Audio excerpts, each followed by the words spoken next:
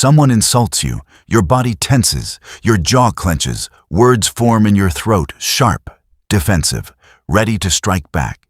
This takes 3 seconds, and in those 3 seconds, you just gave a stranger control over your nervous system. You just let their words become your physiology, their opinion become your stress, their provocation become your reaction. This is the trap, and almost everyone lives in it. The Stoics called it the art of not reacting. Epictetus said, "It is not the thing itself that disturbs us, but our judgment about the thing." Carl Jung called it emotional sovereignty, the ability to remain master of your own inner state regardless of what happens outside. And Machiavelli observed that the leaders who last are not the ones who fight every battle, but the ones who choose which battles to fight and which to simply let pass. Today, we are going to learn why you react, how to stop, and what becomes possible when you do. Because the ability to not react is not weakness, it is the highest form of strength. If you want to master your mind, instead of being mastered by every provocation, hit subscribe right now and turn on notifications. We release a new psychological breakdown every week. And if this first minute already hit home, drop a like so others can find it too. Let's start with a question. When was the last time you reacted to something and later regretted it? An argument with someone you love. A comment on social media that sucked you in. An email that made you fire back. A slight that you let ruin your entire day. You reacted, and in that moment, you were not yourself, you were possessed. Jung had a word for this. He called it being in a state of affect. It means your emotions have hijacked your consciousness. You are no longer choosing your response. You are simply discharging energy like a lightning rod. And here is what Jung knew. When you are in a state of affect, you are not free, you are a puppet. And the puppeteer is whoever or whatever triggered you. The goal of psychological maturity, Jung said, is to widen the gap between stimulus and response. In that gap lives your freedom. There are 3 kinds of reactions that destroy people. Learn to see them, and you are already halfway free. Number 1. The reaction to insult. Someone says something about you. Something untrue, something cruel, something designed to wound. Your ego screams, defend, attack, correct. But Epictetus asks, if someone speaks badly of you, do not defend yourself. Just say he does not know me. He only knows the little he has seen.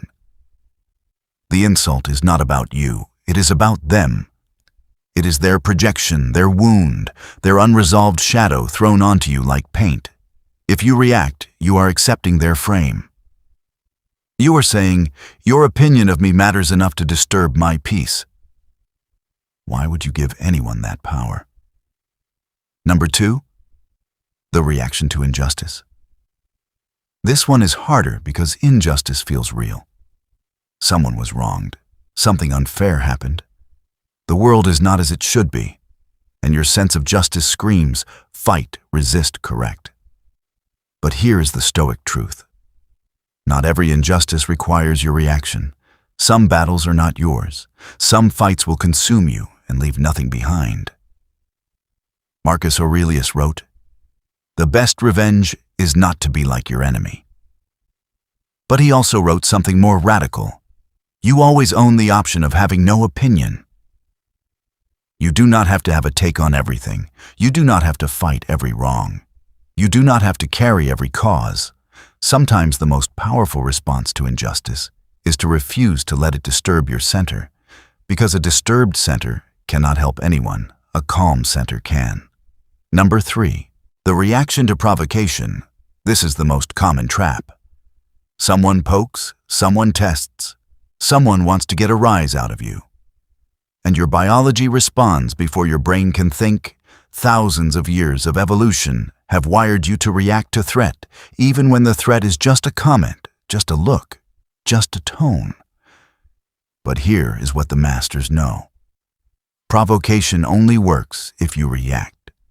If you do not react, the provoker has no power. Their move fails, their game ends.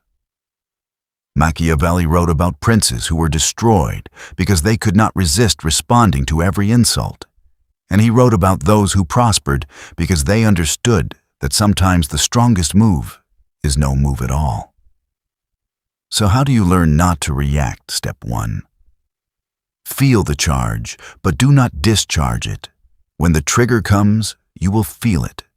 Your body will tense, your jaw will clench, your heart will beat faster. Do not act, just notice. Say to yourself, there it is, the reaction is here. That moment of noticing is the beginning of freedom. You are no longer the reaction, you are the one watching the reaction. Jung called this the transcendent function, the ability to hold two opposites in mind at once. The feeling and the awareness of the feeling, in that holding something new is born. Step 2. Ask the question before you respond. Ask, will this matter in a week? Is this mine to carry? What will happen if I do nothing? 90% of the time, the answer will be nothing. Nothing will happen if you do nothing. The world will continue, and you will have kept your peace. Step 3. Choose, do not react. If you must respond, let it be a choice, not a reflex. A reaction is automatic. A response is deliberate. A reaction comes from the animal brain. A response comes from the human soul. The Stoics had a beautiful phrase. The sacred pause between stimulus and response, there is a space. In that space is your pow. What happens when you master this? You become impossible to manipulate. The systems designed to provoke you, outrage, drama, fear, fail. You see them for what they are, and you simply do not play. You become a source of calm in chaos. While others spiral, you are still. While others react, you observe. And in that stillness, you can see what they cannot. You become sovereign. Not in the sense of ruling others, in the sense of ruling yourself. Your emotions are yours. Your peace is yours. Your center is yours. No one can touch it without your permission. Seneca wrote, "The greatest power is to be master of one's own reactions." This is that mastery. It is not easy. The world will test you. People will provoke you. Life will throw arrows. But the arrows only wound if you let them. The Stoics had a saying, "It is not the arrow that wounds you, but your resistance to it." Stop resisting, stop reacting, stop letting the world decide how you feel. Choose. Choose your peace over your pride. Choose your center over your reaction. Choose yourself over the game. The ability to not react is the ability to not be controlled. And that is the only freedom that matters. If this video changed how you see your own reactions, hit like right now. It tells the algorithm that this kind of thinking matters. Subscribe and turn on notifications. We're building a community of people who refuse to be puppets. People who want to master their minds instead of being mastered by every provocation. And comment below. What is one thing you need to stop reacting to?